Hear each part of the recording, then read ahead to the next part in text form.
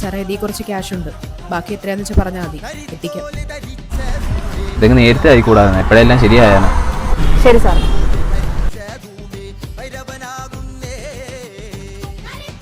സാറേ സാർ ഞാൻ വില്ലേജ് ഓഫീസിൽ പോയിട്ട് വരുവാ.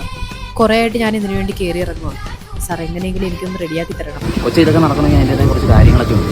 കൊച്ചായിട്ടെങ്കിലും പോയി മനസ്സിലാക്കിയിട്ടോ കറക്റ്റായിട്ട് കാര്യങ്ങൾ നടക്കും, അല്ലെങ്കിൽ ഇങ്ങനെ നടക്കാനേ സമയം കാണും. എന്തായി മോളെ പോയിട്ട് ശരിയായോ? ഓ അത് നടക്കുമെന്ന് തോന്നില്ലമ്മ, അയാളൊരു കൈക്കൂലിക്കാരനാന്നാ കേട്ടെ. ഇങ്ങനെയുള്ള അവസരങ്ങളിലേ നമ്മൾ സാധാരണക്കാരുടെ മുന്നിൽ 2 വഴികളേ ഉള്ളൂ. ഒന്നി നമ്മൾ അവകാശങ്ങൾ നേടിയെടുക്കാൻ നമ്മൾ അവന്മാർക്ക് കൈക്കൂലി കൊടുക്കണം, അല്ലെങ്കിൽ കൈക്കൂലി പഠിക്കുന്നവന്മാരുടെ നെഞ്ചത്ത് ഒരു ആണി അങ്ങടിക്കണം. ഹലോ, വിജിലൻസ് ഓഫീസല്ലേ?